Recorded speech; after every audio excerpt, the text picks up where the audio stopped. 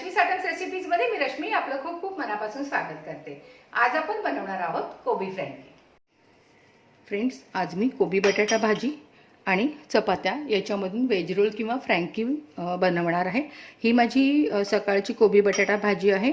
मिरची घालून तयार आपण जी करतो, हळद मिरची मोहरीची फोडणी देऊन, तर ती भाजी आहे। अतिशय टेस्टी बनते आणि ह्याच भाजीमुळे आपली फ्रँकी जी आहे किंवा वेज रोल जो आहे तो खूप मस्त बनणार आहे। तर ही भाजी आहे। पोळ्या पण घेतल्यात मी 2, त्या सकाळच्या आहेत। तुम्ही ताज्या पोळ्या पण घेऊ शकता।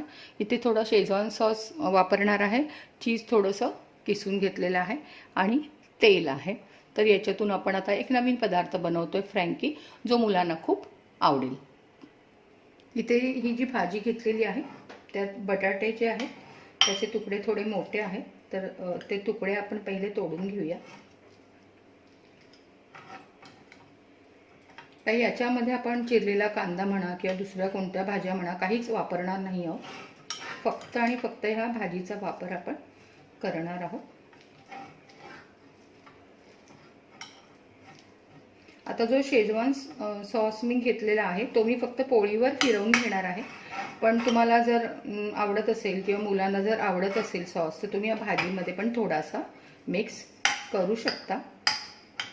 मी चीज वरून टाकणार आहे, पण तसं न करता तुम्ही या भाजीमध्ये पण चीज मिक्स करून घेऊ शकता। तर भाजीतला बटाटा आपण आता तोडून घेतलेला आहे। तर फ्रँकी बनवायला सुरुवात करूया। पॅन थोडा गरम झाल्यानंतर आपल्याला थोडंसं तेल घालायचं आहे पॅनवर।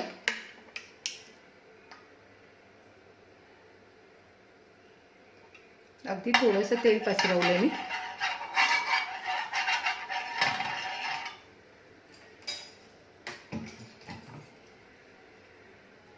तुमच्याकडे जर तूप असेल, बटर असेल, तर तुम्ही ते घालू शकता। इथे मी पोळी ठेवलेली आहे।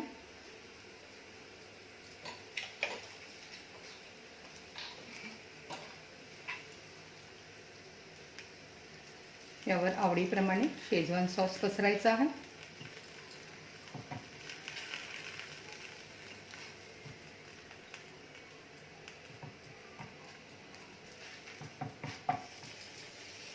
तुम्हाला वाटलं तर याच्यावर बारीक चिरलेला कांदा पण घालू शकता तुम्ही, पण याच्यामध्ये मी काहीच वापरत नाही आहे। अगदी सरळ सोपी सहज पद्धत वापरून, थोडंसं सामान वापरून मी ही फ्रँकी तयार करते आहे।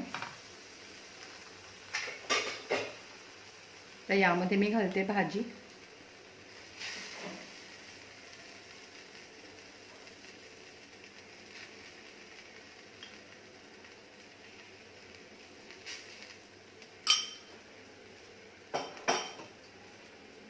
वरून घालते थोडंसं चीज।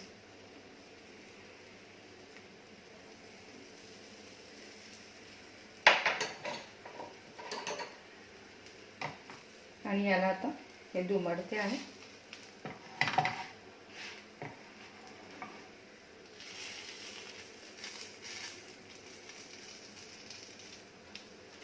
हे अशा पद्धतीने आणि झटपट आपला वेज रोल किंवा फ्रँकी रेडी आहे। तर अशाच पद्धतीने आपण सगळ्या फ्रँकी बनवून घ्यायच्या। फ्रेंड्स, उरलेल्या कोबी बटाटा भाजीतून आणि पोळ्यांमधून मी फ्रँकी किंवा वेज रोल म्हणा तुम्ही तयार केलेला आहे। आणि तुमच्याकडे अशा जर सुक्या भाज्या असतील तर त्याच्यापासून तुम्ही अशा प्रकारे अशी फ्रँकी तयार करून मुलांना खुश करू शकता। म्हणजे उरलेल्या भाजीमधूनच आणि उरलेल्या पोळीपासूनच एक नवीन रेसिपी आपली तयार झालेली आहे। तर फ्रेंड्स, माझी ही रेसिपी आपल्याला आवडली तर प्लीज लाईक करा, शेअर करा आणि माझे चॅनल अजून ज्यांनी सबस्क्राईब केलेले नाही प्लीज चॅनल सबस्क्राईब करा।